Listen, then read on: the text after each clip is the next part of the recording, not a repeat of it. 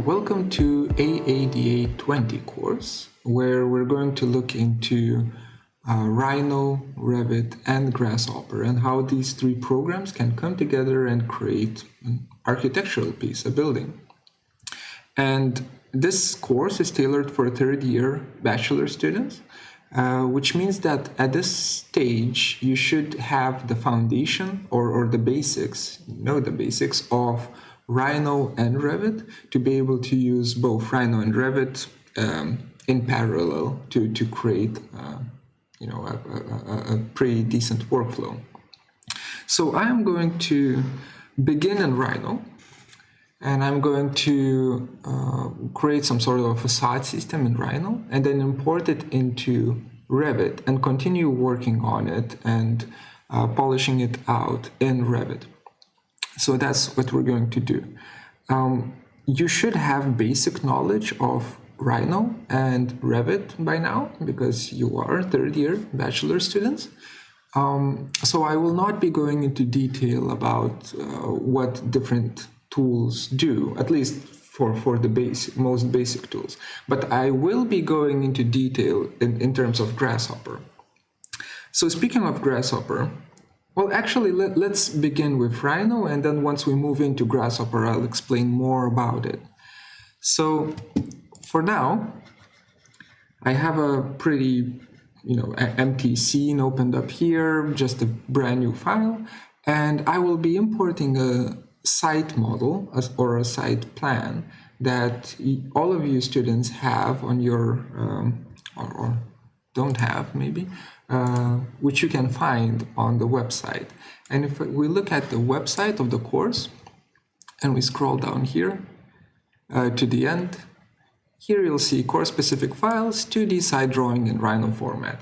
We also have highly detailed 2D Malmo plan in DWG format, but this is super heavy, so let's instead use the Rhino format site. So I have already downloaded it, and it's somewhere here, in my desktop, and all I'm going to do is just drag and drop it in to my new file. So drag, drop. I can choose to either open or import. I'll just choose to import this file, and that's done. Now we have it opened up here. It's completely 2D. If you want, or not if you want, you will need to make it into 3D, at least the surrounding buildings. But that's just, extrusion. And it's a pretty old one as well. So there are things that are new that were added later, not added, but built later on in the city that we don't have here shown. But this is fine for, for tasks that we do, for learning tasks, it's okay. We don't need to be super precise. It's mostly about what you do inside of this red rectangle here. Okay, so let's go to layers and let's just see what kind of layers we have. We have buildings, and all of these layers are locked, by the way, so I can't select anything. If you want to select something, you just unlock it, but I wouldn't. I would just keep it as it is. Actually, I want to check one thing. Let me... Yeah, I said you shouldn't unlock it, but let me unlock everything. Select everything, all of these drawings, and I want to move the site to be at least one of the points of the site to be at 0, 0, 0 coordinates of the world in Rhino. So I'm selecting all of this. I'm typing in move or M, enter, and then I'll just click on this, let's say this bottom left corner here. Click there and just type in 0 and hit enter. That's it. It just moves that particular point to 0, or rather 0, 0, 0 coordinates, and that's all we need to do. Now it's all centered around the world according to this point right here. Once I've done that, I can lock everything, and everything is going to be neat and dandy. This will just help us with importing to Revit later on. Okay, so now on to actually creating some sort of a space here, some sort of a place. I will be Do we care about surrounding buildings? Maybe we don't at this point. At this point, we're going to be experimenting. So I'll just create a new layer and I'll call it site. That's not how you write it. Come on, site plane. That's not how you write plane. Sorry, new keyboard. Plane. Plane. Enter. Oh, I need to get used to this keyboard. Okay, so site plane. I'll just make this my active layer by double clicking on it. And I'll just create a surface, a 4-point surface around these 4 corner points here. There we go. So surface was created. Now I will hide all of my surrounding stuff. I will come back to that in a bit. But for now, we have this surface here. Okay. And now on this surface, I'll create a new layer, or rather in this file, I'll create a new layer and I'll call it building, or let's just call it surface. Yeah, let's just call it surface, right? So basically what I want to do right now, let me explain. We are going to create a single surface that is revolving around a certain axis. It doesn't need to revolve. Okay, that's a bad example. Let's think of a way of how to explain it to you. So we need a single surface that will wrap around the building. So basically what we're doing is a facade, right? A simplest example would be just creating a circle like that, selecting the circle and extruding it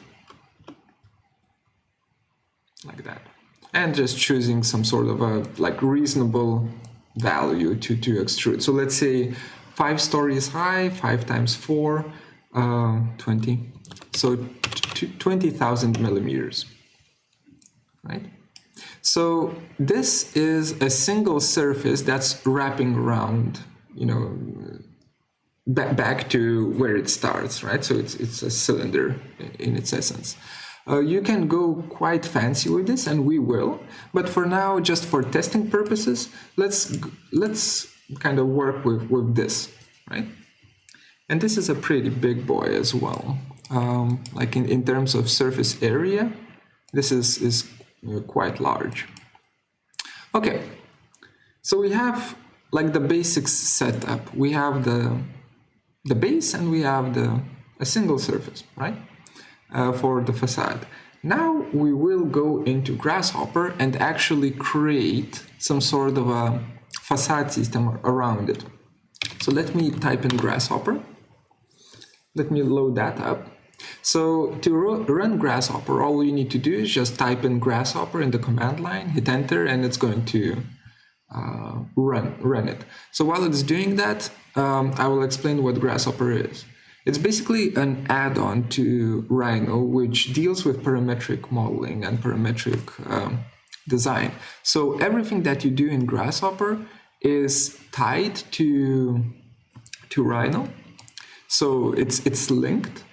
And the main difference is that Grasshopper has these kind of variables or these kind of sliders, numeric sliders, which you can change, and then the form will update live in Rhino. So it's all, you're not designing the form in itself, but you're designing in Grasshopper, but you're designing procedure on how to generate form. I know that it sounds tricky, but well, it is. It is tricky. So there's no beating around the bush there. It is a tricky thing. For this particular course, we'll just look into pure basics of Grasshopper, and this course is not tailored for you to learn Grasshopper, but it is actually to just kind of know that it exists, right? So we will not be doing too much with it. Now with Grasshopper opened, let's go into our course website here, and let's just download Where is it? Did I forget to... Ah, crap. I forgot to upload it. That's fine. I will create a new one and I will upload it here. So you'll be able to download the script yourself, so you won't need to, if you get stuck, you won't need to kind of struggle too much. Okay, I wanted you to download it and kind of look at it fully first, but that's fine. Okay, so Grasshopper. The way this thing works is, first of all, it works with nodes. So those nodes, like, let's say, let's just grab any node. Let's go for circle. This node right here. And let me draw full names real quick. So this node right here will draw a circle for you. And for it to be able to draw a circle, it needs a center point. It needs a normal vector, which is basically alignment of the circle, is, you know, how does it tilt?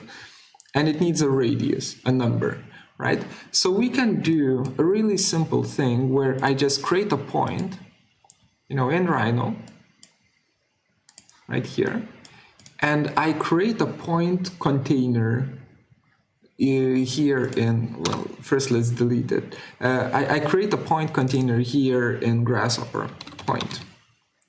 You just double click on the canvas and you type in point, right? So we create a point component. Maybe for beginners, it's better if you go to display and you choose to not draw icons. So display, draw icons. If you don't draw it, you will see the names of the nodes rather than the icons. I think that's better. And then we need to, basically, how do we get this point right here linked to a Grasshopper node? Well, you need to right click on the Grasshopper node and you choose set one point. If you have multiple, you choose to set multiple, but you do set one point and you click on the point here. So now you can see that that point became green and it's actually an X. It's a pretty small X, but it is an X, which means that it's being linked, right? Also, you might not see this. Let me quickly turn off the profiler. There we go. So now when you don't have this node selected, that point is going to have this kind of a brownish, is it burgundy color? Something like that, like a burgundy color, right? That means that it's not being selected in Grasshopper. When you select it, it's going to have this green color, meaning that it's selected, right? So you have linked the point to your Grasshopper component. The cool thing is that now if you move that point, it still stays linked here, right? Sorry, that's the nice thing. It's reactive, so to say. Okay, so coming back to creating a circle, right? I have done it really quickly before, so now I'm going to slow down. I will double click on the canvas and type in CNR. CNR stands for center normal radius. This is one of the ways of how to create a circle. There are more ways. If I delete that and I just type in circle, you can see that it gives me a bunch of suggestions on how to create a circle. You can try to fit a circle through a series of points. You can create circle from 3 tangents. You can create circle from 3 points. You can create a circle in a plane and so on. Or every time when you see this hexagon shape as an icon, the black hexagon, it's a node that doesn't have a functionality. It's just a container, right? So this guy right here, this black node, it means it will not create a circle, but rather you can draw a circle in Rhino and reference it into Grasshopper here.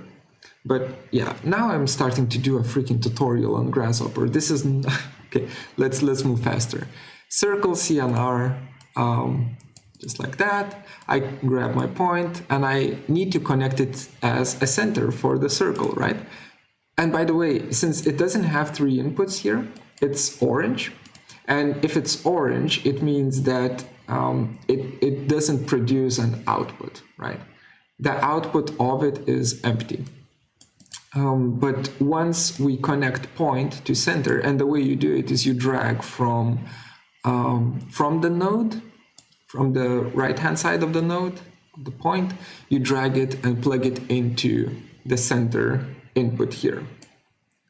Bam, it becomes gray, right? Light gray, meaning that it works. But the problem with that is that it's super small right now. And the reason why it works without normal and radius is because by default it has values for normal and radius. If I check the values of a normal by just hovering my mouse over the input, I can see that it says one locally defined value, meaning that it's, like a default value, which is set to be 001. What does that mean? 001 means that the vector or the direction is anchored around the z vector, right? Because x is 0, y is 0, and z is 1, right? So it's anchoring the circle around the z direction, meaning that it's going to be flat on the ground, right? And looking upwards. But we can't see it here, right? So why is that? Well, that is because the radius, the default value of a radius, is set to be 1. And 1 is 1 millimeter, which is super small. So in theory, if I zoom into this circle somehow, like select the circle and type in ZS, zoom selected, hit enter, and zoom out a bit, it's actually here. The only problem is that this gap is 1 millimeter, right? So it's super small. So we want to increase it, right? Let me create a slider for the radius, and let me just type in, I don't know, 5,000. So we just double click on the screen and we type in 5,000, and then we hit enter. It will create a slider for us, which is basically a number slider going between 0 and 10,000, right? And somewhere in between there's 5,000. I actually managed to hit that number. If you want to have more control over the number, you can double click on it and you can type in, 4231, whatever, hit enter, and it's going to give you that number. If you want a slider that is between minimum and maximum values, there's a way of how to do it, but I'll show it in once we actually build a proper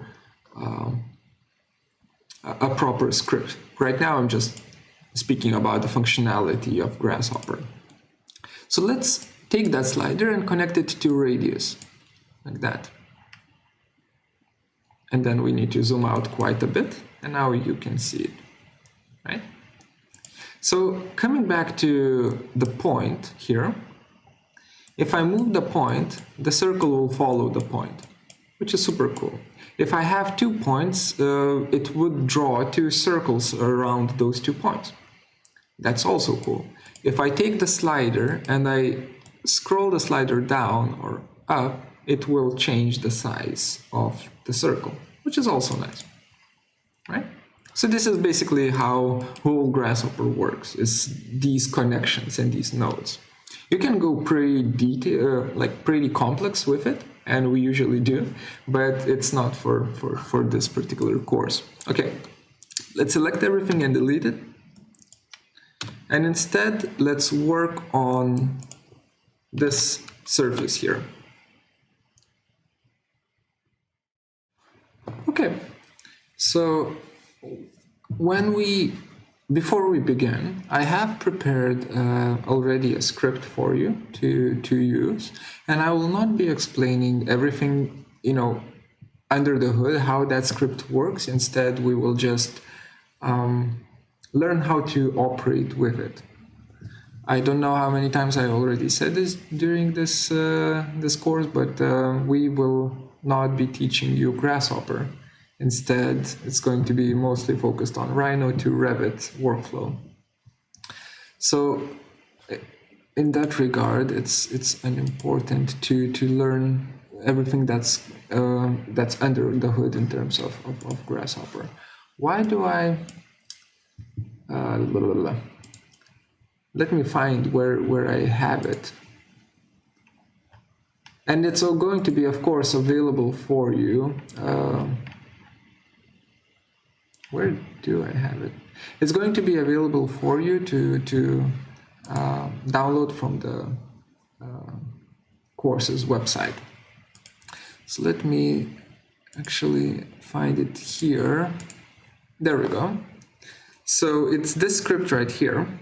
And it has a bunch of notes and so on that will help you understand how it works, but let me just quickly guide you through it. So facade guiding surface is just basically going to be our surface here, right? We just right click, set one surface, that's it, right? So now it's referenced in and these are linked. Then we have 3 more inputs that we need to do, right? First one is glazing system, then, well, it's for the glass. Then second one is for the frames, and third one is for the panel poly surfaces. So what we're going to do is we will take this surface and we're going to populate it with panels, with frames, and with glass, right? So let's start with panels, because I think this is going to be the fastest one to do. So I will just create a new layer here. Do I need to see the sun tab here? I don't. New layer here, and I'll just call it panel 1, panel type 1. And somewhere next to my building, I will just create a rectangle. And I'll just say that it's 1,000 by 1,000. So a meter by a meter rectangle. The size of it doesn't really matter because it's going to be kind of mapped to the surface according to how many divisions you're going to have on the surface. And for now, let's just do something super simple with it. Perhaps just creating let's just take this rectangle, offset it inwards like that. The amount also doesn't matter. And let's just, do we just loft it? Well, maybe let's just do something a bit more funky with it. Let's just lift it up like so. Come on. Just do it. Lift it up, loft, like that. Now we have a thin surface, right, between the two rectangles, or 4 thin surfaces between the two rectangles. Let's move it up a bit more, or copy it up, holding down the Alt key, and I'll just kind of loft between these two. To create a closed panel. And maybe, do we want to be fancy about it? Sorry, I'm just thinking if we want to be fancy about it. No, for now let's not be fancy about it. So I'll just I won't even loft. I'll just take these 2 curves that I already have, and I'll just extrude these curves up and just snap to one of the endpoints of the top panel, like so. Then select everything, type and join, and you have your brick, your panel. That is a single closed poly surface. Easy. There are many ways of how you can create one, but the only restriction that you have is that panel needs to fit in a rectangle. It doesn't necessarily need to be a square, but it needs to be some sort of a rectangular shape. So you can't have well, you technically can have a panel like this, but once you start stacking them next to each other, it's going to look awkward, right? The connection is going to look awkward. Actually, that's fine. Anyway, we have our panel, and I'll just make sure that it's in the correct layer, and I will just reference it in here as my panel BREP component, into my panel BREP component. So how do I reference? I right click on the BREP component, set one BREP, and choose my panel. Just like that. That's it. So now this whole thing starts working, right? And I can see that at the end, final output of the exterior panels is this is the final output, right? God damn it, my explanations. Basically, the whole script does a bunch of things. It's most of it is just taking the surface and dividing it up into these boxes and then mapping those panels to the boxes. And the final output you can see here, which we can enable. I mean, enable the preview, and it's going to take a while for it to render out the panels for us. But now if I zoom out, I can see that, well, first of all of the panels are inwards, are going inside. Second of all, it's a mess. It's a mess in terms of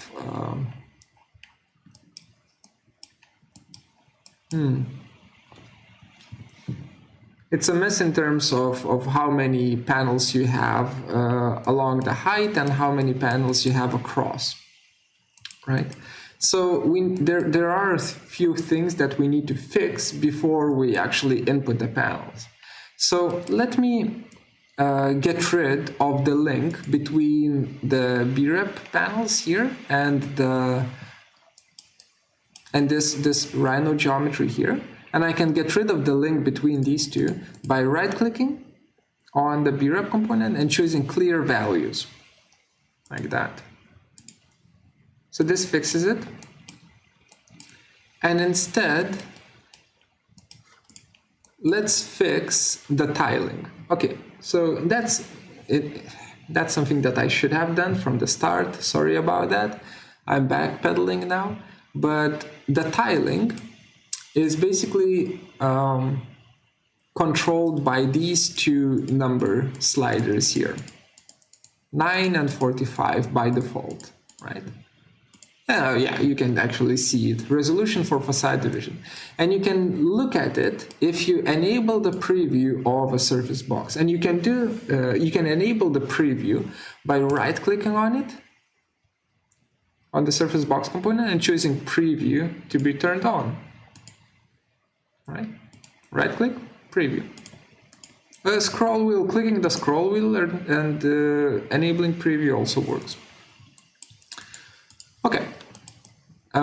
So now I can see that the tiling is super messed up and we need to fix it. So where do we begin? Well, the first thing that I want to do, that I really want to do, is change all of this to meters, because I can see that here all of my height and like height sliders and numeric sliders are all in meters, and this is in millimeters. You can see here. I forgot to do that, apologies, but it's fine. We can just do it now. So I want to change my Rhino document to meters, and I will do that by using by typing in units in the command line, enter. And where it says model units, I'll just change this from millimeters to meters. Hit OK. Scale model by 0.001. Yes, we do. Bam. It becomes super small now. That's fine. We will just select everything in the scene, Control A, and then type in ZS, zoom selected. And we just kind of zoom back to our geometry. So now, everything that was like before this, for instance, slider for the height of these boxes said 1 millimeter. Now it says 1 meter, right? So now it's much closer to reality. Let's come back to resolution. This is bad though, right? So we have two sliders here. One slider controls resolution on one side along one direction of the surface, while the other slider controls it along the direction of the other surface. So I can see that these are kind of flipped. So what I'm going to do is I'll just disconnect these two sliders. Holding down the control key, you can unplug the wires. And I'll just change them around so that 40 is connected to U and 7 is connected to V, like that. And then I'll just increase it back to what it was. I believe it was like 50 by 10 or something like that. It doesn't matter. But now at least, you know, the boxes look nice. Not nice, but correct. It's not super twisted. So it was just the direction issue. So if you see that, just switch the sliders up, right? Okay. That's all we needed to do, right? So now I don't want to see the surface, or actually we can keep looking at the surface boxes now. That's fine. Because let's go step by step. I want to reference in the panel as fast as possible, and I'm skipping over steps. Let's go step by step. So here we create a bunch of boxes around the exterior of this surface. And if I take this surface, for instance, and I do something with it, let's say rebuild with more points, and then F10, or control or points on command, and I just mess around with the control points of the surface, you can see that really quickly we can create a pretty, like a quite an interesting form without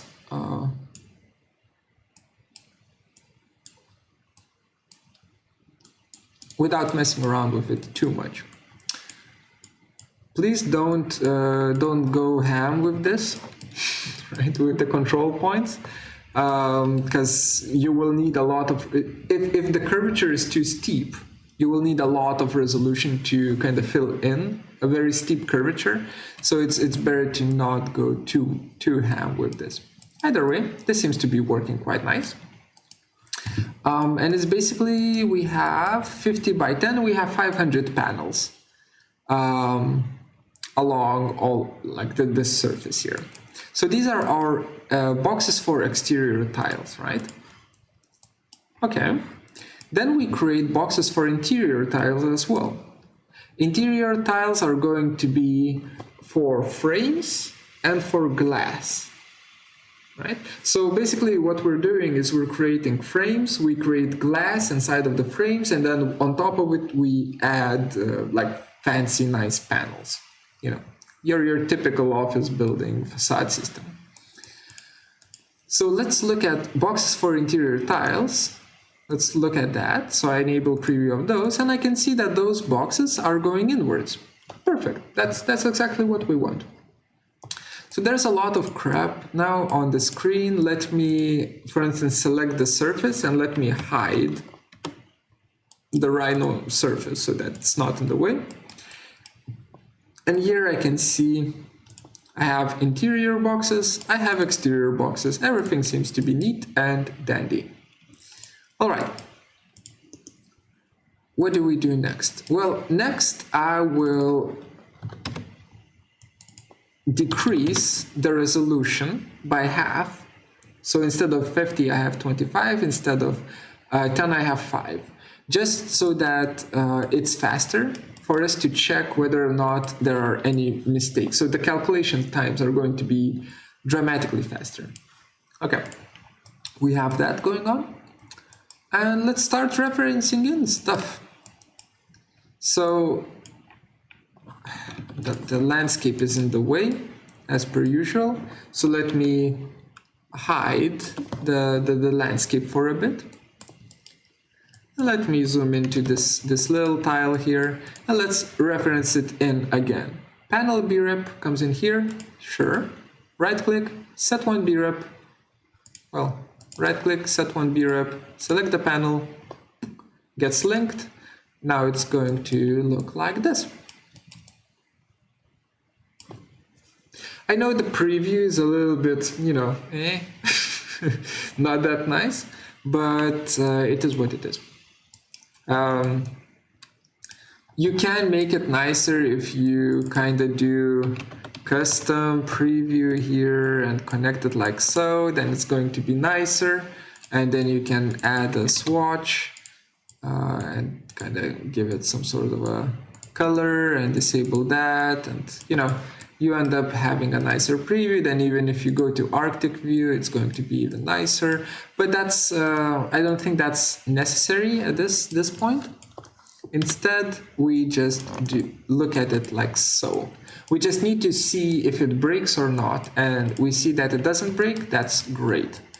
And I'll keep working with low resolution, like low amount of polygons for now. So now, since we see the tiles, we don't really need to see the boxes. So let me hide the boxes, right? And instead, now let's focus on the top portion of the script. Glass part, frames part, because exterior panels part is kind of done, right? So let's do glass, frames. So in terms of, let's do frames first. Let's zoom into our panel. And basically just think about it for a bit. So panel 1, let's create new layer and call it frames 1 and new layer glass 1. There we go. Frames are going to be red. Glass is going to be blue. Okay. So in frames layer, I will just figure out what kind of a framing system I want here in the bottom, and I think I will just do a rectangle like so. Let me turn off the panel preview for now. So I have my rectangle. I will offset it. I will offset it inwards by 0.1. That's 10 centimeters. That's too much. 0.05. That's 5 centimeters. That's more reasonable. And let's just give it some X bracing. So just this kind of a X line, offset that, and that one I will offset to both sides by 0.025. Something like that, something like that. Should be okay. There we go. Delete, delete, and let's clean everything up. So I'll just select everything, type in trim, and just go to town. Trimming unnecessary bits. There we go.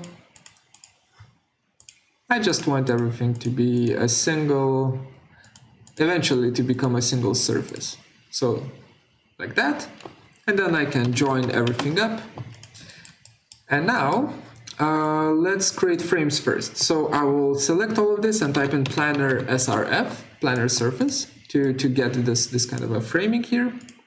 Select it. Let's do extrude SRF, extrude surface, and just give it like, let's say 5 centimeters, something like that. Maybe more. Let's give it 10 centimeters. So minus 0.1.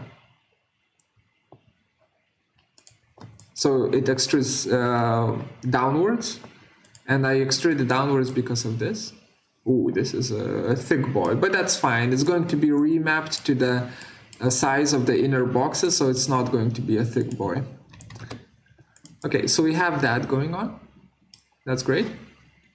Let me just quickly see. Yeah, that's good.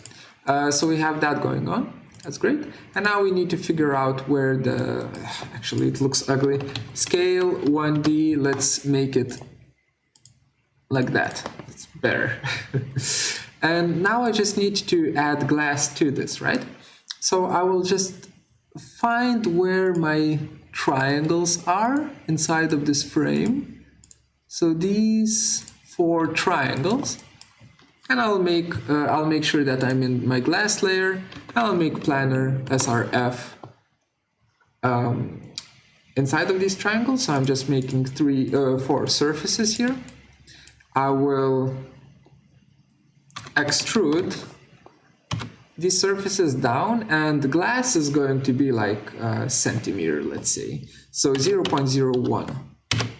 Just 1 centimeter for glass, like that. And let's say it gets moved in by minus 0.01.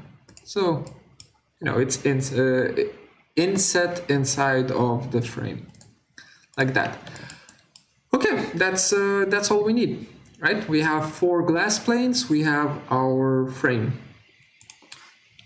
Let's reference them in. So glazing system frames go in here. Okay, so we have our frame, right click, or rather first right click, set 1 brep, select the frame, gets referenced. If we look at it, we can't see it. Why can't we see it? I'll give you 5 seconds to think about it.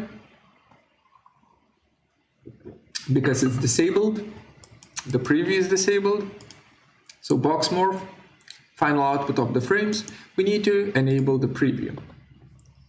Once we enable the preview, we wait a little bit, of course, and then we can see it, right? So framing is now here. Cool. And then glazing system glass goes in here. So we need to reference in the glass as well. 1, 2, 3, 4 glass planes.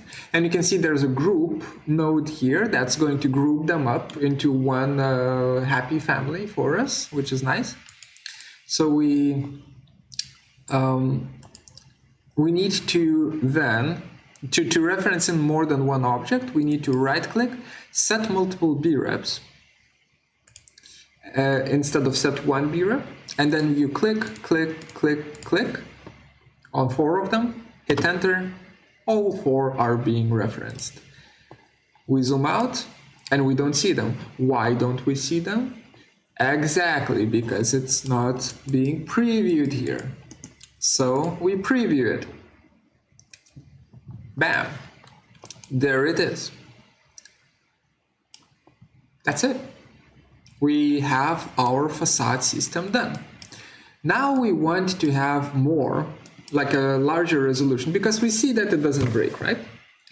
And we also kind of see that it takes a while to calculate and to be shown, which is fine.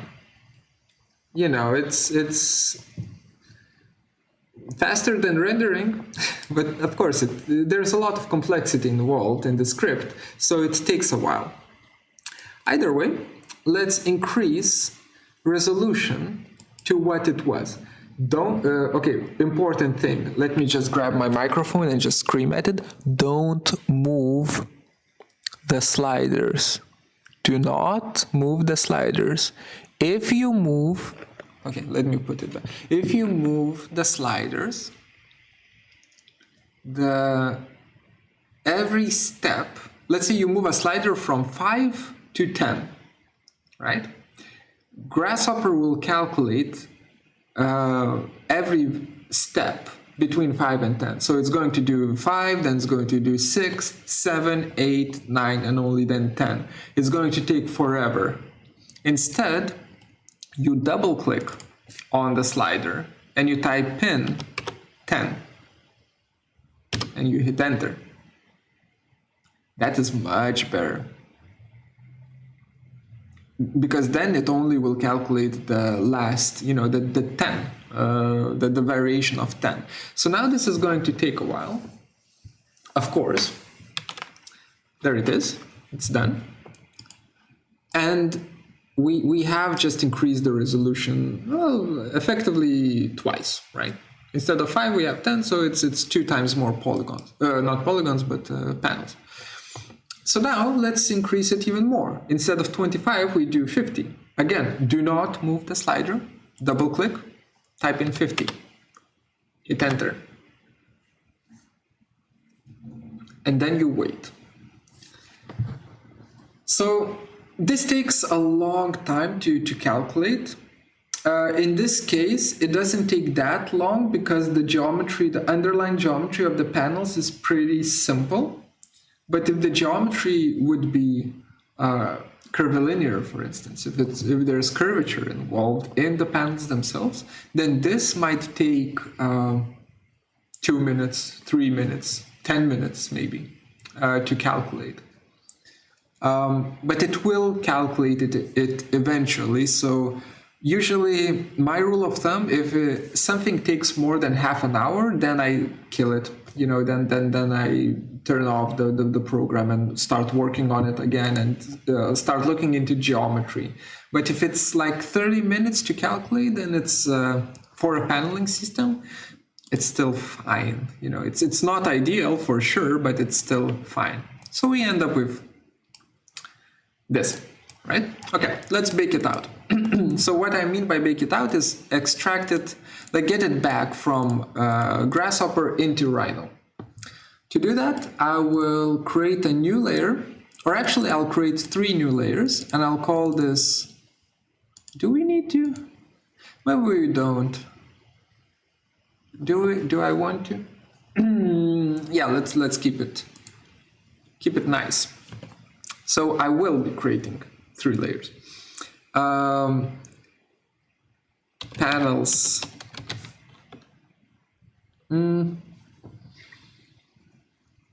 Do I want to do that? Or can I just bake it into the panel 1, frames 1, glass 1 layer? Yeah, let's do that. I'm lazy.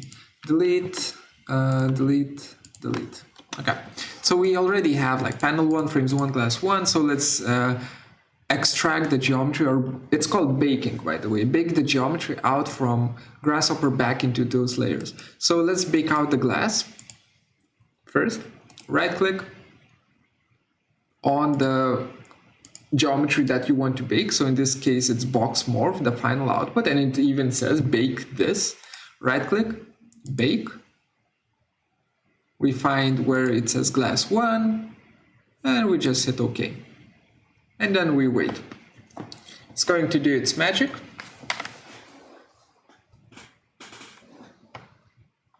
There it is. It's baked. So now it's back here, and I can see that all of these panels are kind of here. Okay, so now let's do the same thing with frames. Bake. Frames 1. Okay.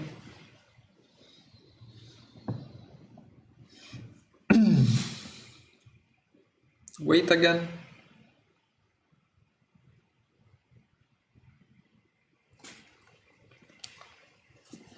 And it's done.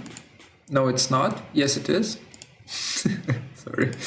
Once we have them baked, I don't really need to preview them in Grasshopper anymore, so I'll disable preview. That's the blindfolded guy. I'll disable the preview of them here and here, like that. And then we have the final one, which is the panels. We bake them out as well here into panel 1 layer.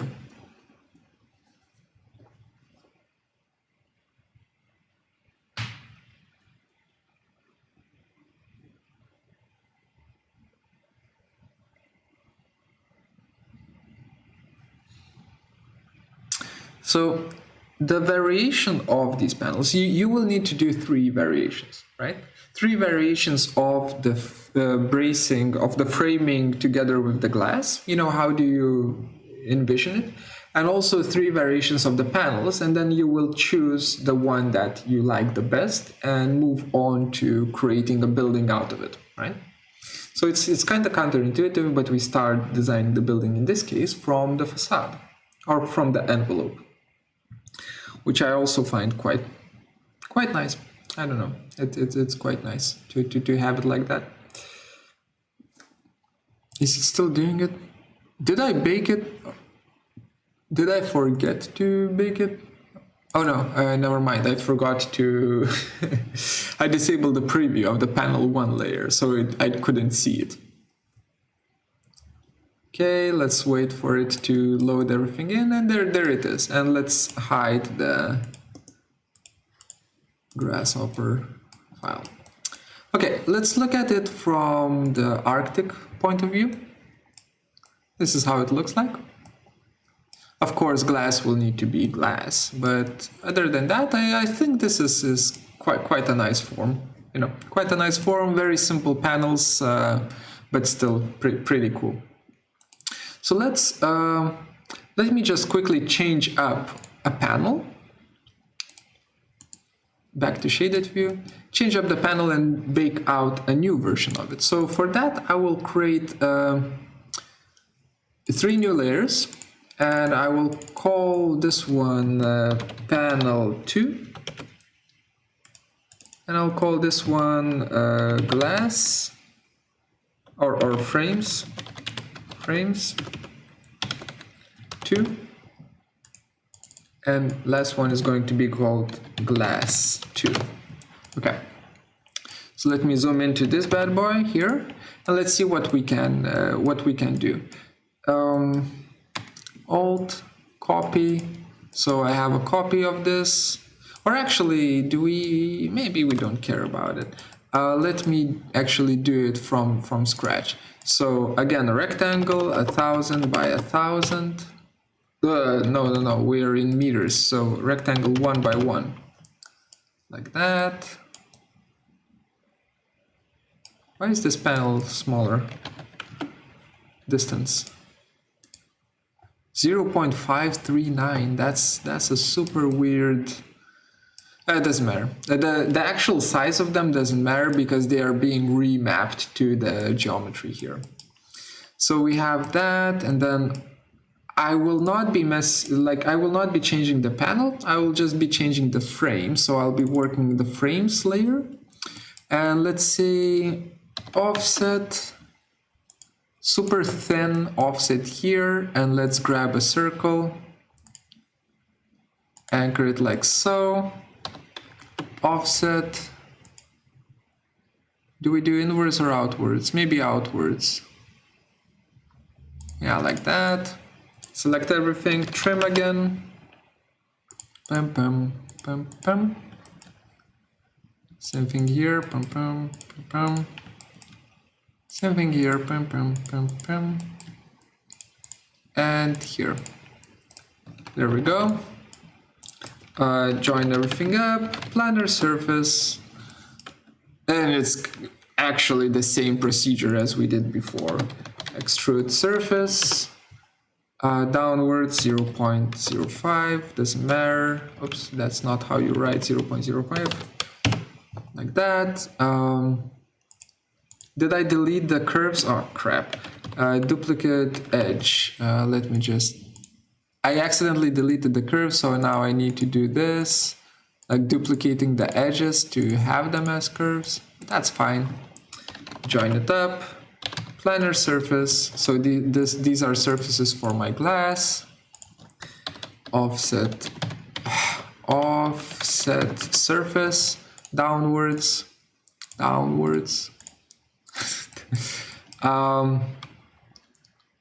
How much? By how much? 0.01, like 1 centimeter downwards, and then just move it as well by 1 centimeter. So these plates belong to the glass layer, which should be blue. Frames should be red. And I actually want to do something with the panel itself. So I will be doing a more randomized form. Just to show you what this whole thing does. If you want to use the random version, make sure to connect the rotate 3D output to the box morph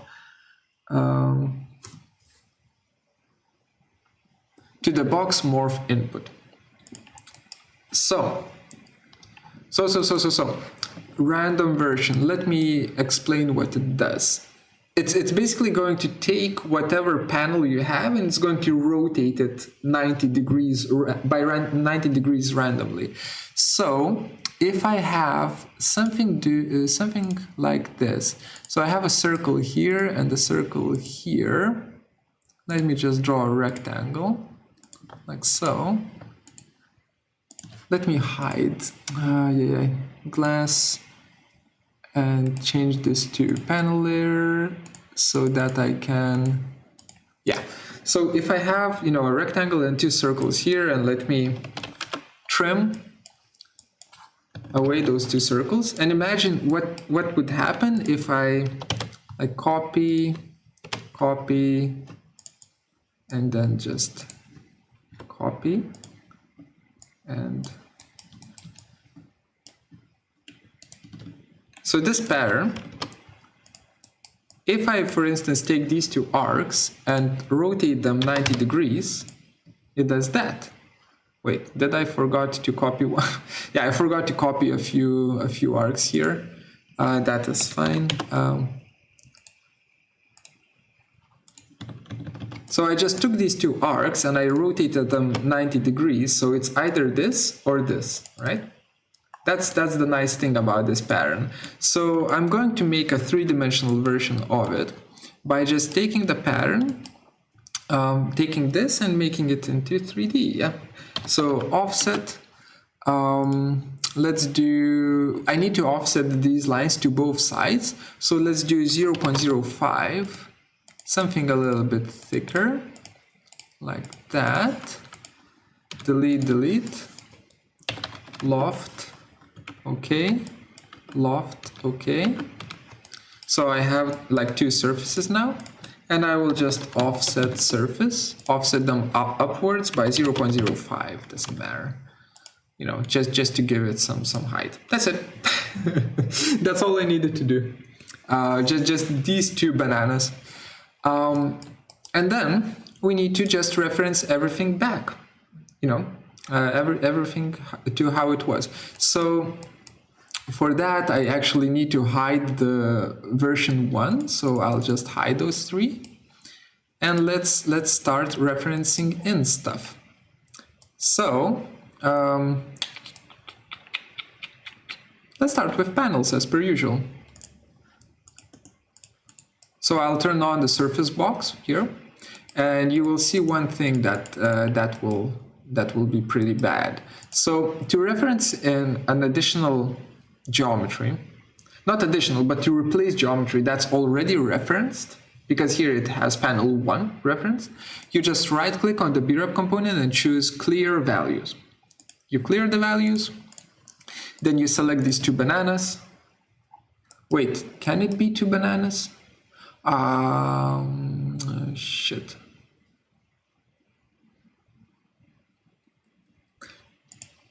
It can't be. We need to...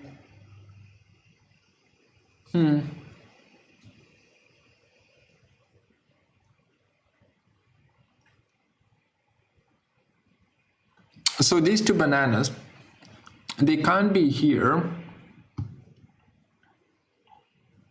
Yeah, they can't be here because we need to have a single BREP, and these are two separate BREPs. So there's a way of how to work around this, just like we did with the glass. But perhaps, or actually let's do it.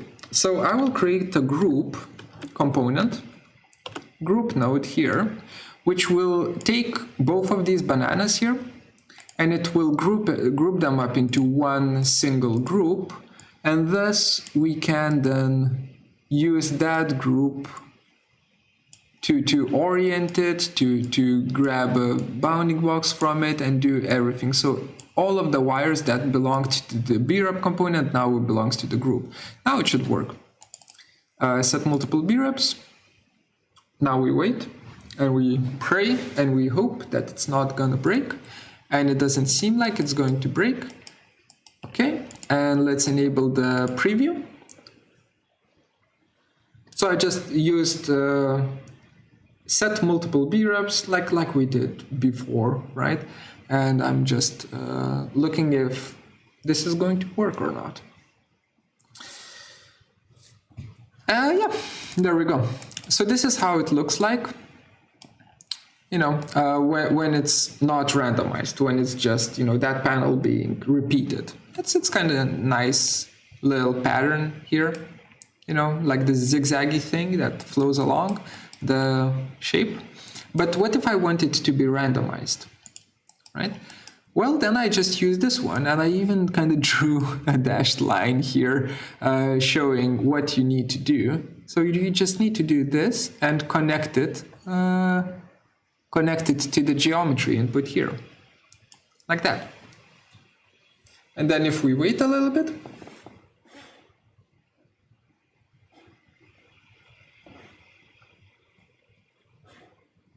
if we wait a little bit,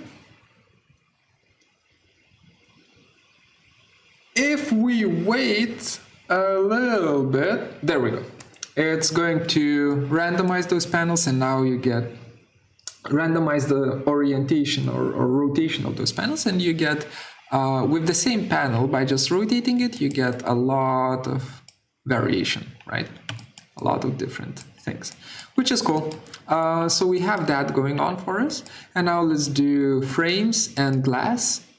For frames and glass, I didn't implement this kind of a randomizer, which I don't think you need to. I don't think that would be, I think that would be ridiculous. So let's turn on frames and reference that bad boy in, set 1 brep.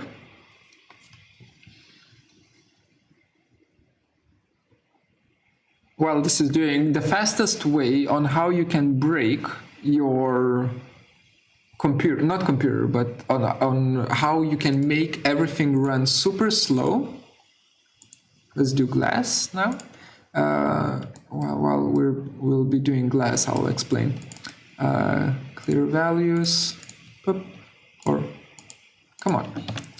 Set multiple breps, click, click, click, click, click.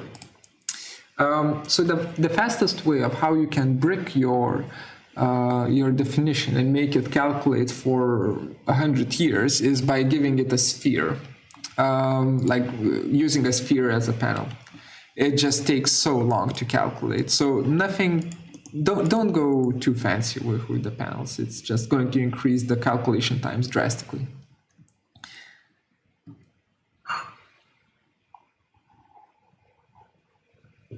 Now I'm enabling preview of the things just to see how it looks like. So while this is working, I'm constantly looking if the panels are too thick. And here, or not too thick, but if the offset from the facade of the panels is too large. And here they are like a meter long, or extruded by a meter, which is too much. So what I'm going to do, well, first let's enable the frames preview, and then I'll show you what I'm going to do to fix it.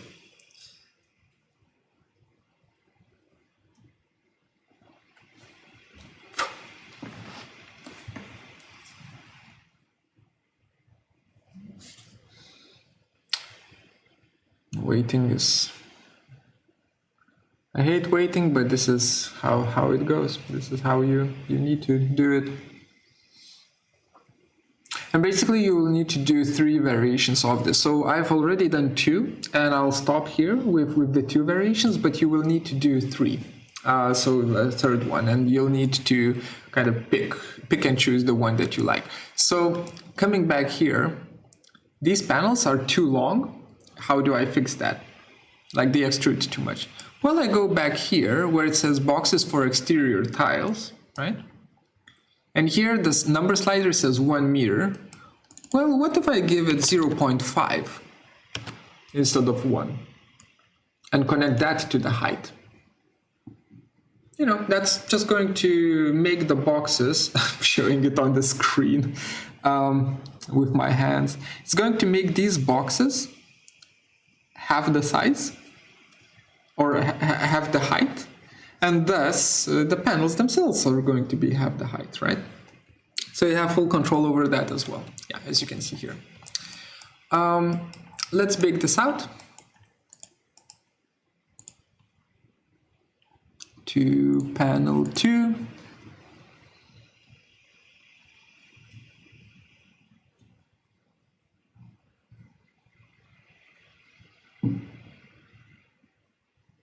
So you can play around with the envelope itself, you can play around with the panels themselves, you can play around with the framing. You should play around with the panels and the framing. And basically just figure out what it is that you find nice and that you find interesting, and continue on working with that. And please document it, and document it in the way where it's just Arctic view or make 2D of these panels, just showing how they work. I will be, actually, let's do it this way. For now, just mess around with it. And in the next tutorial, next tutorial video, I will show you how to document them and properly, and how to set everything up properly so that you have them, and that you can show them in the hand-in. So that is done, and the last one, once I've finished with this, I will finish up this tutorial. That is glass.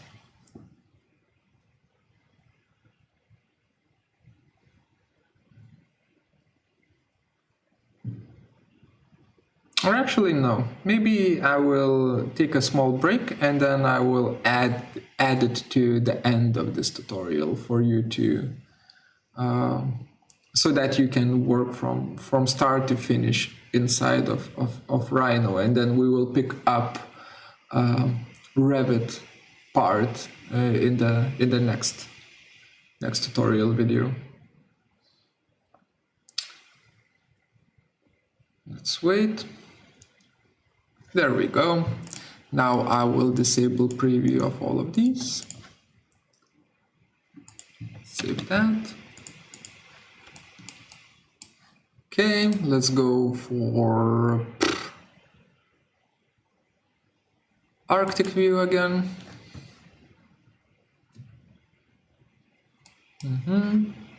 Where I have glass, I can select the objects in glass, and I can go to properties, material, and just use a new material, glass, just to have something there.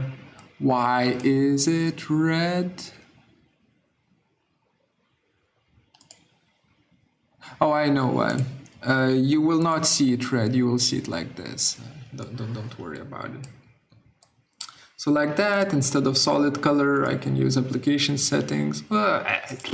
Solid color was nicer. This is in the under display tab here, and let me turn off the preview of everything inside of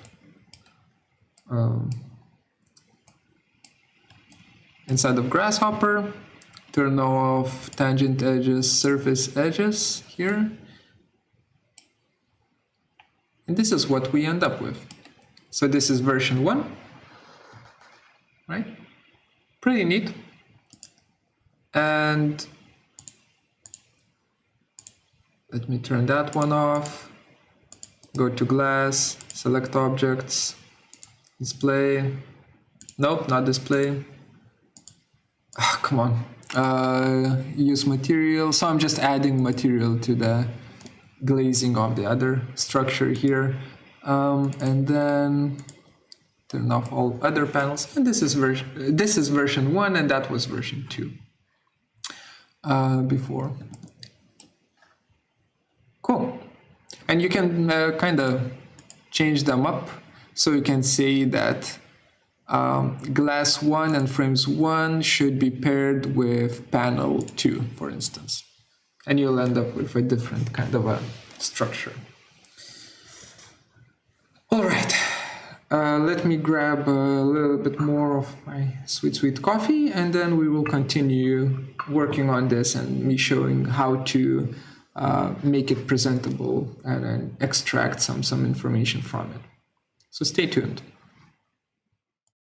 All right, so a little bit of time has passed, as you can see. Oh, wait, my webcam is weird. Now it's a little bit too close. Okay, so let's continue on working on this, and we'll call it a day once we're done. So now we have 2 variations, and as I mentioned before, you'll need to have 3 rather than 2. But I will not be spending additional time doing the 3rd one. So we do have these two variations, and I need to present them somehow, right? So first things first is we need to choose whether or not we're doing render, not a render, but a screen capture, or if we're doing a 2D projection, make 2D drawing from these. I would say that doing a combination of the 2 might be interesting, might be something that's cool to have. So let's do it that way. And also it will teach you both techniques. So in terms of which one to choose first, I will start with, perhaps I'll start with panels, because that's going to be easiest. So I will, let's go for this guy right here. I will make this view into an axonometric view, or rather isometric view, and I'll just choose northeast, like that. Northeast, right? I will take these all of these panels of version 1, and I'll just make a copy of them right here. There we go. So we have a copy. And then I might create a new layer, and I will just call it for make 2D, for my diagrams. Or yeah, I should call it for diagrams, like that, and change my copied panels into that layer. So now I can mess around with them. And the thing that I want to do is probably just take the, how is it called? The bottom, the top panel, and move it up. Then take the glass panels. Take. Why are these transparent? Oh, that's because of the layer. So just give me a second. You will probably not see them being transparent. So let me just change it like that. So I'll take my glass panels like so, move them up, maybe like so. That looks weird. Let's keep the glass panels inside of the form, inside of the frame, so that it's not too convoluted. Okay, so we have this kind of exploded view, right? And I will kind of keep it as it is, and I'll work on the panel number 2, or variation number 2 now. So I'll enable the preview of these 3. Copy them to the side, change the copy to the layer which is called for diagrams, and disable preview of these 3. Right? So now I'm going to be working and make this my active layer, turn that off. So now I'll be working in this particular layer for diagrams. So first things first is this panel right here is a different size from this panel right here. So I need to fix that. I will take it and move it next to this panel here. I'll just scale it.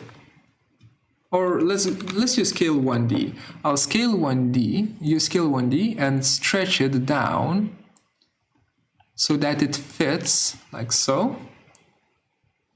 And then I will, yeah, I know I'm blabbing a bit. I'm just thinking how to scale this properly.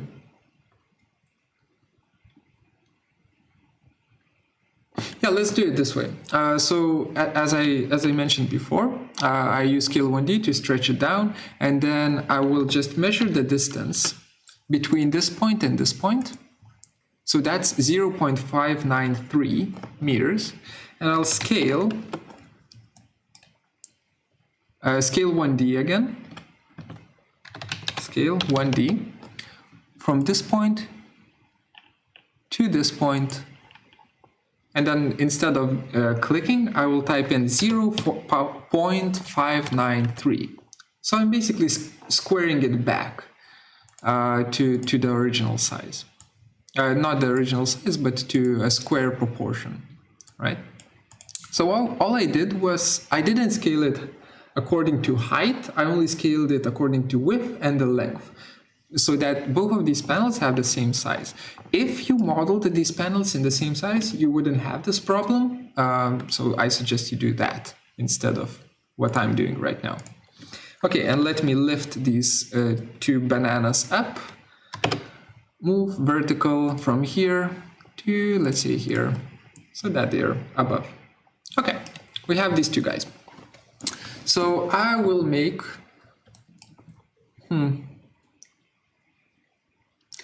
let us start by lying and saying that I do have 3 variations, right? So let's say let me emulate the fact that you will have 3 variations. So I'm just copying variation number 2, once more, so that we have 3 variations of panels. So we could do either make 2D now to convert these into line drawings, or we could do screen capture to file, view capture to file. Honestly, I think, where do we start? Let's do view capture to file first, maybe. So to do that, I first want to lock the camera or save the camera to this particular view, so that if I accidentally move the camera or something like that, I can easily come back to this view. So that is done through a command called named view. Named view, enter. This asks you if you want to save the view. So I'll hit save, and I'll call this view of elements. Hit OK. It got saved, right? So now if I kind of mess it up and then rotate around, that I don't know, what kind of view I had, I can always double click on this icon to bring it back to the named view. Okay, so that is good. That is done. Let me anchor it here. Perfect. Now let's, so I said view capture to file first. Okay, so let's go and change this to Arctic view, like that. And I will change the background to be pure white color. So to do that, I will go to display. Display tab. If you don't see the display tab, you click on this gear icon here, options, and you turn on the tick mark for display. So I do that. I change the color. Then here where it says background, it's probably going to be use application settings for you. This. So I change this to solid color, like that. And for color, I will change this to white. Like that, right? So this is how it looks like right now. I can see a few curves here. Oh, you might see it like so. Sorry. You might see it like so. And this is already a pretty clean, pretty nice diagram. So if you have something super clean, then you can just use view capture to file and kind of fix it in Photoshop. If you don't have something super clean, then you will need to do make 2D and extract the lines themselves. So let's imagine that this is not super clean. Or do we? You all know how to do make 2D at this stage. So maybe it's unnecessary to show you again. Let's just have it, yeah, let's just do view capture to file. I know I'm jumping around, but I'm kind of deciding on what's the most efficient way to do this. So we have this image. I will type in view capture to file. Right, so I have this, and this is basically, it will create a JPEG image for me, right? So for resolution, I will not say viewport, but rather I will create a custom resolution, and I will specify the size of it. Oops, that needs to be one. I'll specify the size of the image. So I want a pretty big size. So let's go for 2000 pixels in height and 3000 pixels in width, and just make sure that everything fits inside here in the preview. Hit OK. For now, I'll just go to desktop, tutorial, and I'll just call this my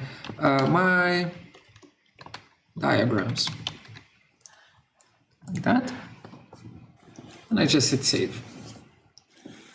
And that's done, right? So now that image is saved. If I were to check it, where is it? Right here, it was saved as my diagrams. And it looks like that. Do I like how it looks like? It's not great. The lines are not great. I would prefer to have nicer lines. Okay. So let's delete it. And instead, back in the display tab, I will turn off surface edges. I will turn off curves, so it's not going to draw curves. So we get this kind of a just gray color, right, for our elements. And I'll do view capture to file again. Come on. View capture to file, like that.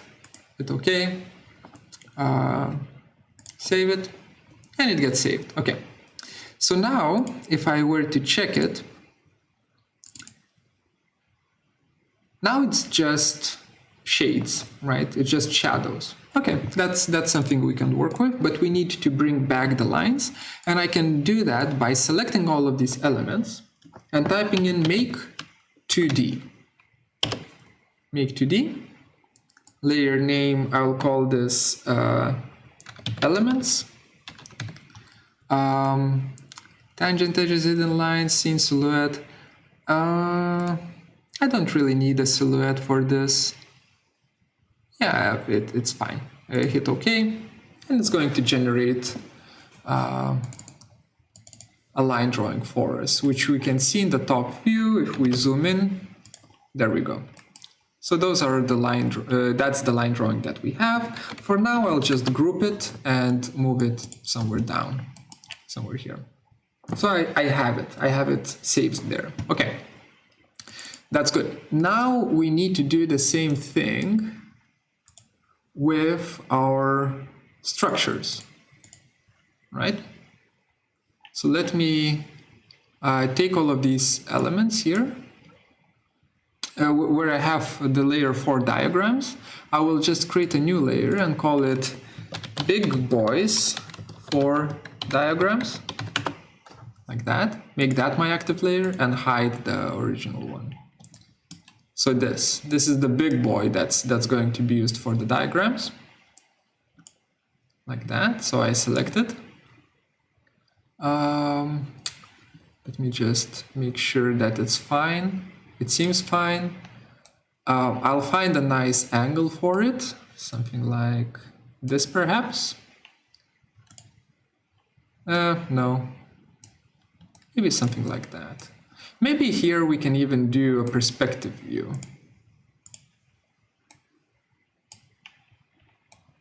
Nah, let's not. So I will come back to the isometric view. Something like this seems fine. There's that little element that we used in the bottom, so I'll hide it so that's not in the way. And now I will just take this and type in view capture to file again. So this is going to be my my big diagram. 3000 by 2000, that's fine. Okay, and I'll call this big boy 1. Hit save. Wait for it to save. That's done. And then without moving the camera. If you're afraid that you're going to move the camera, you can always save the view again and call this view of big elements. No, not big elements, but of big structure. So now we have 2 views to change between. Okay, let me hide variation 1 and enable variation 2, this one, and do the same thing. Oh, and I need to hide that. Hide. So now I do view capture to file again, hit OK, big boy 2, hit save, it will get saved. That's done. Okay, so now let's create drawings from it. So I'll just select this whole thing, this whole structure, 4000 polysurfaces, and I'll type in make 2D. Layer name, I'll call this big. Is this version 2? This is version 2, big version 2. Hit OK, and then we just wait. We wait for this to go through. It will take a long time to do. So we will just need to wait. Well, while it's doing that, there is some stuff. Can I work with this while it's doing that? Yes, I can. Not really. I can just switch between the views. So we will need to prepare one A3 page showing the variations, right? And that A3 page will just have line drawings inside of Rhino, and then we will just simply use Photoshop to add the renders behind the lines, right? So I can already turn on Photoshop while we wait.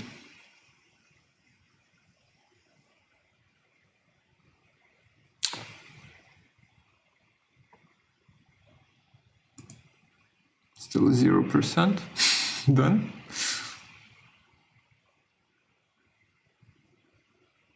If this is going to take too long, then I will probably just turn on the edges for the big structures if the make 2D takes way too long to do.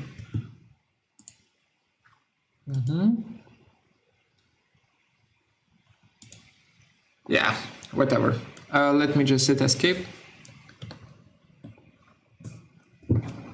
It took too long, so I don't want to wait for this tutorial. If you see that it is doable in the time frame, then you can do it with Make 2D. But here, if you don't want to wait that long, you can just go to Display, turn on Surface Edges, and just make sure to turn off Tangent Edges and Tangent Seams.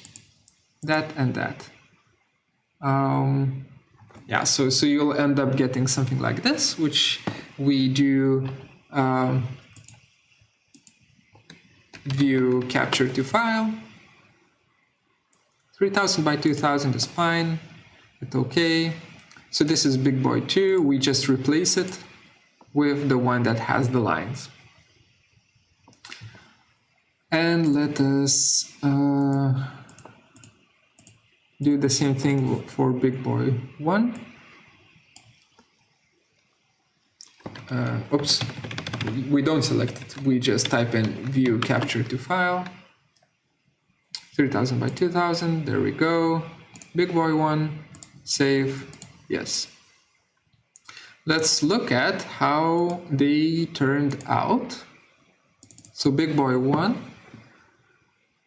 That looks fine. Looks okay. I like how it looks like. Big boy 2.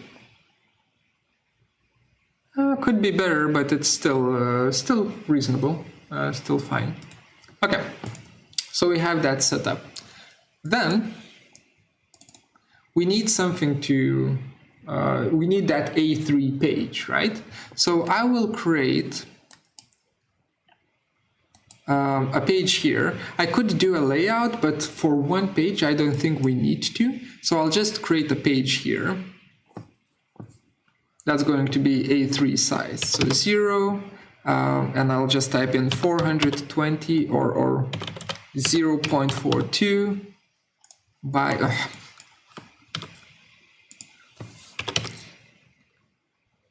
length 0.42, enter, width 0.297. So this is A3 page at the size of, at the scale of 1 to 1.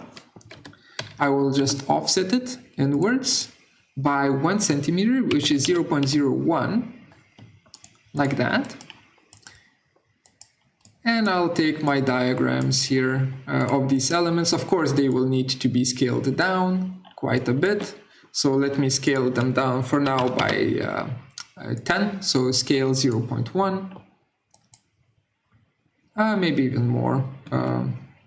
Scale, not 1D, scale around, let's see, at this point doesn't matter, 0.6. Yeah, something like that. And I will just arrange them in a nice way. So I will just grab a line, just draw a line there.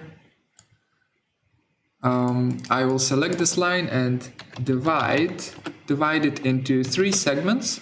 That is divide it into 4 segments, so that I have 1, 2, 3 points on the line, and then now all I need to do is just select. Why can't I select? Oh, because they are grouped, ungroup, and then select the first one, move from here to here, snap to a point, second one, well, maybe let's do a third one real quick, snap there, second one, snap there. There we go. So now they're all nicely aligned. I don't need the points anymore as well, so I'll just type in cell PT, select points, and hit delete. Okay, we have that done. Now I want some sort of a table listing the course and so on, just like I showed in the on the course website. So let's just create some text. And I'll just say AADA20 2020, beautiful year. Just place it there. Whoa, this is way too big. So let's scale it down, 0.1, still way too big. 0.1 again. Even less, 0.1. Yeah, that's fine.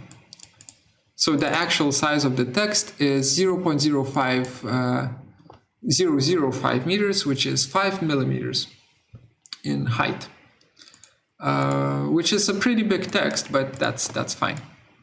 Okay, so we have that. Then we have name of the drawing here.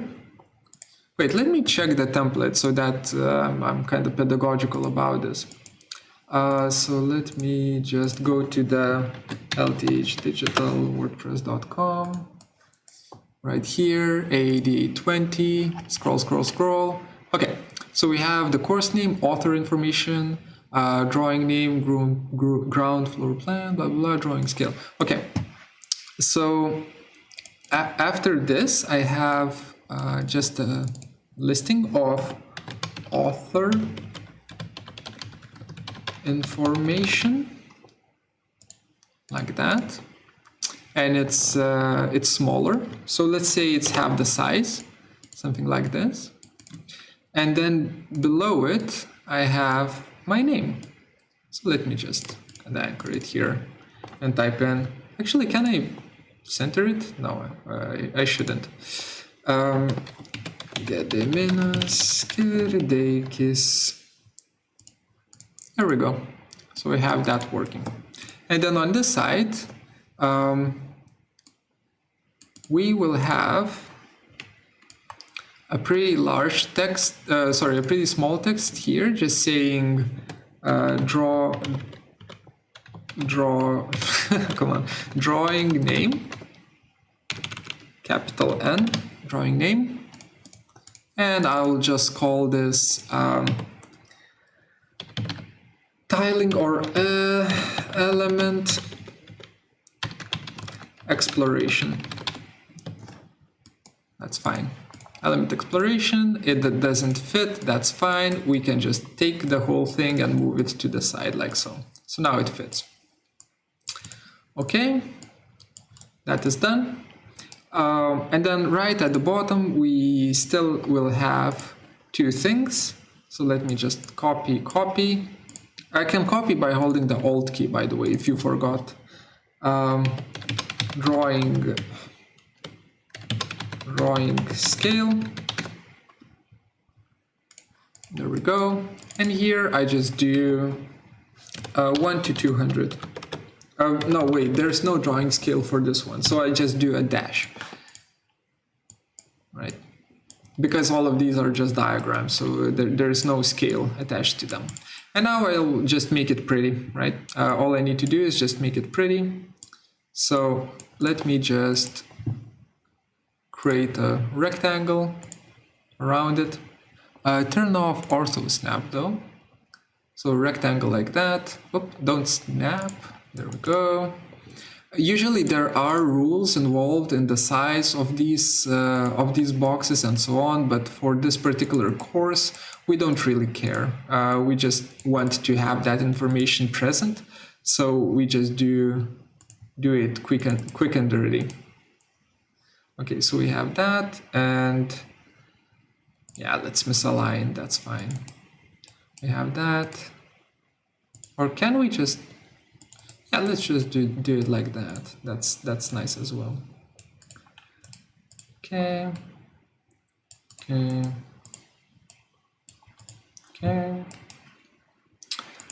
And one more line that will go between. Oh, the center snapping is in the way. So one more line that's going to do this. This text is too big. So I will just use a smaller text here. Element explorations. There we go. That's better. Now let me just select all of this and select the text and just do hatch. I will select boundary so that I can click inside of the areas which I want to hatch, and I want to hatch author information, drawing name, and drawing scale. Maybe we can hatch this as well, just for continuity purposes. Okay, so we have that. I'll just hit OK. So now we have 1, 2, 3 hatches that we need to make gray.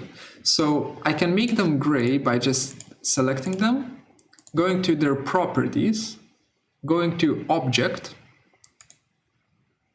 right here, and where it says display color by layer and print color by layer. So I want to change both of those colors to some sort of a gray color. So I'll go to other. So I'll click on display color for now, go to other, and here I'll just choose light gray. Hit OK. I'll do the same thing with print color so that it's printed out in that color as well. Light gray. There we go.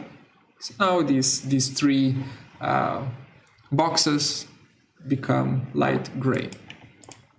Let me just move this text around a bit.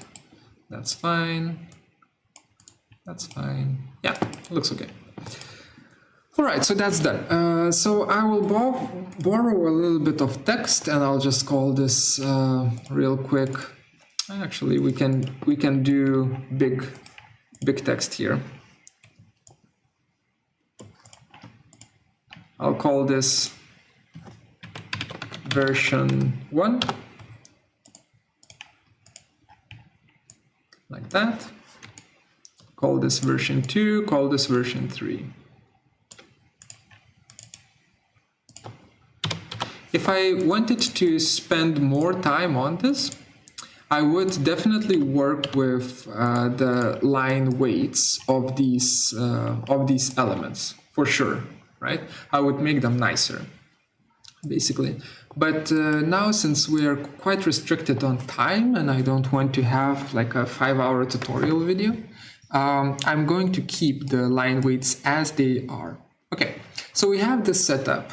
And now I'll just Control P to print, or you can just type in print in the command line. It will open up this box right here, where I will just choose that it's a vector output, it's A3, it's landscape format, output color is by print color, that's good.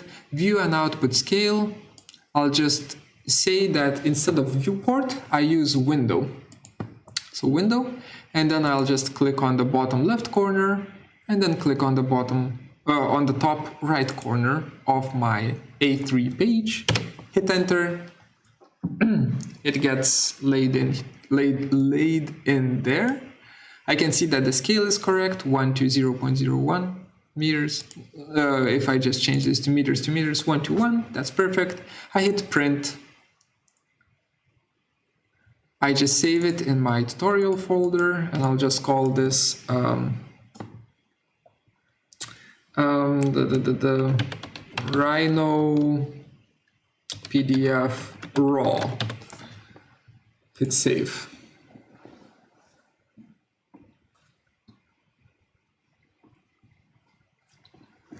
There we go. So it gets exported. Looking at it, it's fine. It's not great, but it's fine.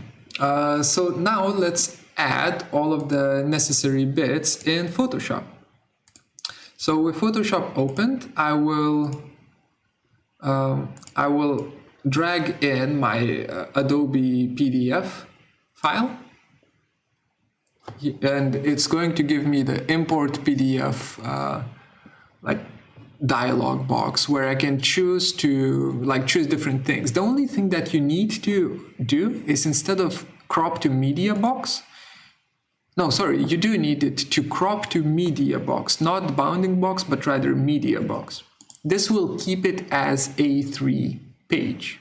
So here, if I change this to millimeters, you can see that it's very close to being A3. I hit OK, and it opens up this this file as if it was a Photoshop file. Let me create a new layer. By now you all know Photoshop. I'll just fill it with white color, and here I can see that the lines are super thin. I want them to be thicker, right? So I will actually go back to Rhino. I will select all of these lines here. These lines here. Do I want other lines to be thicker as well? Let me just check. No, the thickness of those lines are fine. I just care about those. So I will select all of these lines, go to Properties, and where it says line width or print width, instead of choosing by layer, I will choose, let's go 0.18 maybe, or 0.25. Let's go for 0.25. We'll see what, how it looks like. Control P again to print. Hit print again. Overwrite this one. Save. Yes, replace it. Gets replaced. The NPDF view looks fine, but let's see how it's going to look like in Photoshop. So we do that again. We open it up again with media box. Yes, hit OK. Delete, close the old version. This one seems to be much more bolder immediately. Shift F5. Looks better. Maybe even too thick, but I will not be changing it again. So we have that done. Then we just grab our three images that we have, and I will not be dragging them like so into, like I will not be just taking those 3 images and dragging them in here. Instead, I will be dragging them in on this ribbon menu right here. If I drag them in like so, they get imported into the file. I don't want that because they will be like smart objects. I want them to be just regular, opened up regularly. So I will be dragging them into this ribbon, like so. Opens up that, that, and that. Okay, let's begin by working with this, right? I will take the first not render, but the first image here, and I'll drag around it with a marquee tool, rectangular marquee tool, Control-C, and Control-V, paste it here in the Rhino file. Oh, sorry, not Rhino file, in the main file. Okay, so we have that done. Let me just try to position it properly. So you can see that it's too small and it's, you know, it's not great, right? So the way we kind of position it properly and scale it properly is by doing Control-T, T as in tree or trombone, Control-T, and positioning it so that at least one point, let's say this corner point, matches up, like so, right? We do it that way. Then we take this crosshair that is right in the middle of our image, this crosshair right here, and we drag it on, click and drag it onto that point on which we positioned, right? This is a center point for scaling, meaning that now in the top, if I scale this image, and I can see that it needs to be bigger, if I scale this image to 120, it will scale around this center point, which is already anchored. That means that we just need to look at, we just need to look at that area right there and increase or decrease the percentage until it matches up. So 125, nope, that's too much, 123, 22. 22 is fine. So 122% is the key here, right? So now this is matched up. And I'll do the same thing for other two. And since these two are the same, I will just be borrowing one. And I'll kind of make a copy of it later. So copy, paste, I'll do this faster now. Copy, paste, Control-T, drag it around until it matches up somewhere. Which one do we use? Yeah, let's use that point there, and it needs to be somewhere here. Then we zoom out. We zoom in here. Oh yeah, I forgot the anchoring, the center point. So it gets locked there as well. Just like that. And then here I just do 100, was it 122? I believe it was 122, right? And that's it. Now it's aligned, and now all I need to do is just kind of copy it. Make a copy of that layer and move that copy to the new position here. Just position it properly, like so. That's it. That's done. Okay, now I will take these three layers that I just made, these three images, and I'll merge them. So I'll select all three layers, and I'll right click on them and choose merge layers so that all of them are in one layer. And I'll use Control-L for levels. I'll just increase the contrast of them just a little bit so that they have a little bit more of a kick to them. Just like that.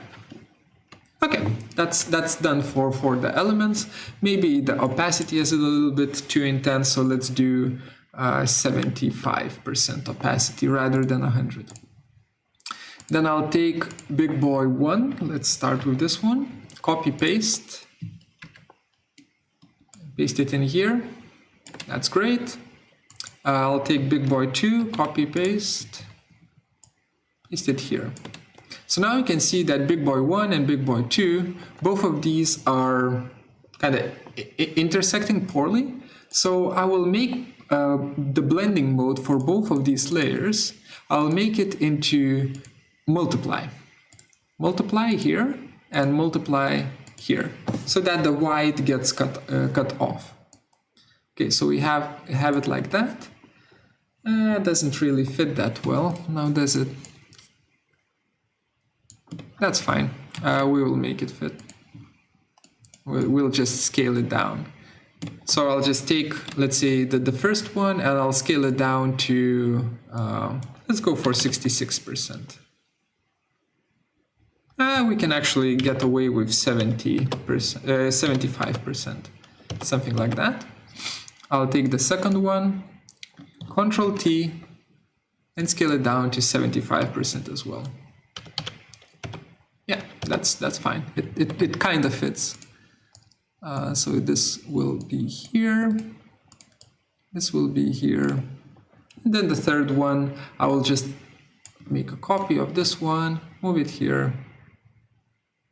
That's fine. It's kind of clear, you know, which variation is which.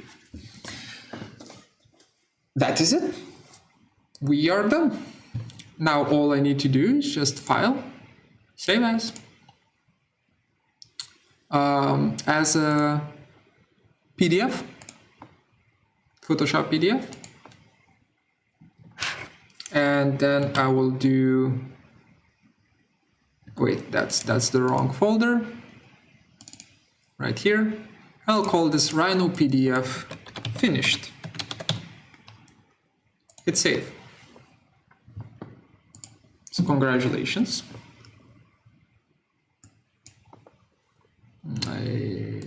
Whatever.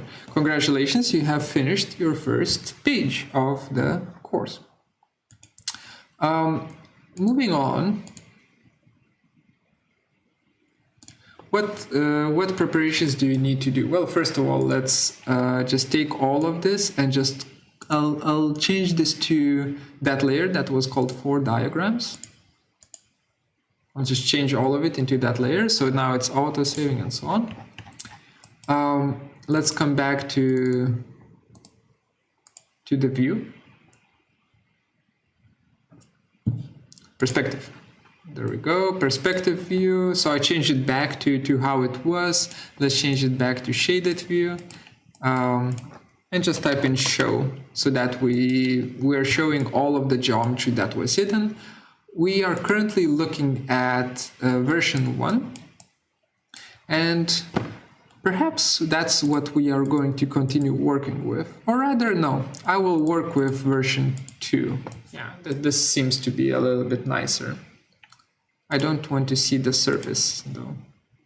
Or actually, yes, the surface is what I want to see. So there is one last thing that needs to be done, but maybe we will do it for... I'm just thinking if we should do it later. No, let's do it now. Let's do it now, I think. So I will hide all of the panels, and I need this form right here to first of all be smaller. That's important. But how do we make it smaller?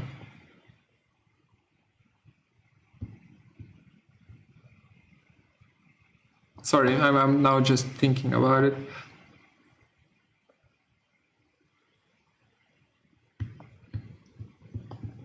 Yeah, we can make it smaller. That's fine. So let me explain what I'm trying to do. We have this facade, like this surface on which the facade is built, and I want this surface. I want to create an inner volume, which is a closed poly surface. So it doesn't have any holes. Right now it has holes. But I also want that inner volume to be smaller so that it doesn't intersect with the facade that we've created. Because right now you can see that if I enable the preview, it does intersect with the framing, right? So I don't want that to happen. So the way we are going to do this is I will select the surface here. I'll create a new layer and I'll call it ISO curves. ISO curves. And what we're going to do is in that layer, that being our active layer, I will extract a bunch of ISO curves from this surface. So how do we do that? Well, we select it and we type in extract ISO curve. So see what happens? It gives us this option to click on the surface and just get a curve through it. This is super useful. If the direction is wrong, you can just change the direction here.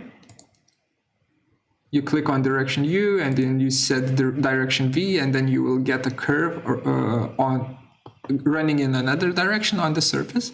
But in this case, I do want direction U, and I'll just click, I'll just create like 5 slices. So 1, 2, 3, 4, 5. That should be enough. 5 slices like that. And then I can hide the surface itself. Well, sorry, before I hide it, I need the top curve and the bottom curve as well. So I'll select the surface and I'll type in dupe border. So I get the top curve and the bottom curve. Okay, that's done. Now I can hide the surface. For some reason, this surface was not change object layer. There we go. So now that surface is hidden, and I have a bunch of these guys. So technically speaking, I could just select all of these, type in loft. You know, it rebuilds a surface for me. But as I said before, I want this inner volume not to intersect with the elements, with the panels, right? So I will be offsetting all of these curves inwards by 0.5 meters, maybe like half a meter, just to make sure that there is no intersection going on. So I'll type in offset 0.5. I'll just offset all of them inwards like that. It's a little bit finicky, but if you hover your mouse, oh my god, there we go. If you hover your mouse around the curve, you will find a position for the mouse where it will offset it to the correct direction. Sometimes it's super... there we go. Just offset, god damn it. There we go.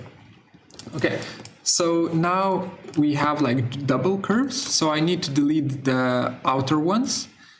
Delete, delete, delete, delete, delete, delete, delete. Okay, that's done. And that's it. Now we can loft. Loft, enter, bam. Oh, actually that's a lot of resolution. Well, maybe that's fine. So we have lofted them. Now I can delete the curves. There's a lot of resolution here, and let me just check. There are a few instances where I don't like how it looks, but other than that, it's fine. Maybe I will rebuild this inner surface to have less control points, because it has like 450 control points over V direction. So let's, if we do 200, if we do 200, seems to be okay. Yeah, it breaks apart here though. Crap. Okay. Let's stick to 400. That's fine. So I want to now unclose it. So I'll just type in cap. And you can see that cap doesn't work. Well, it partially works. It created a surface in the bottom, but it didn't create a surface in the top. And the reason why it didn't create a surface in the top is because the top is not planar, right? So there's no easy way on how to create a surface here in the top. So what I'm going to do is something a little bit fishy, but it should do the trick. If we just say duplicate border, so we get that curve that we need to create a surface from. And for now, let me just hide the envelope itself. So we have this curve here. And what if I grab a single point,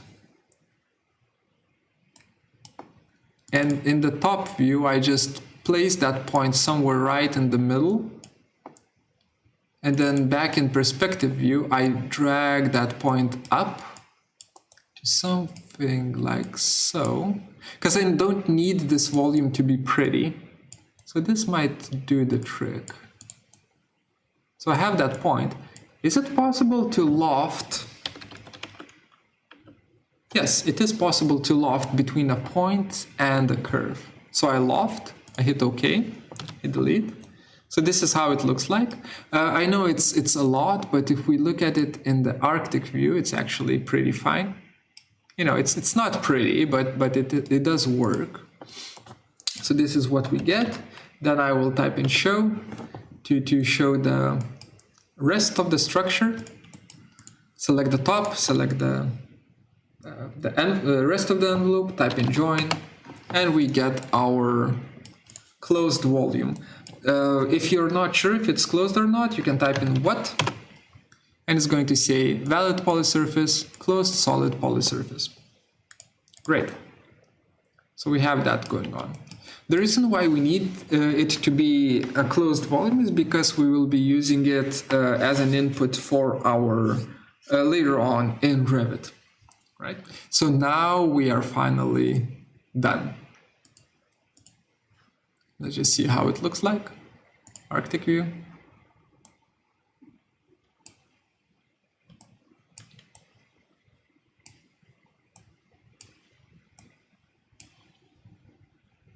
There's a little bit of an issue there, but other than that, I think this is okay.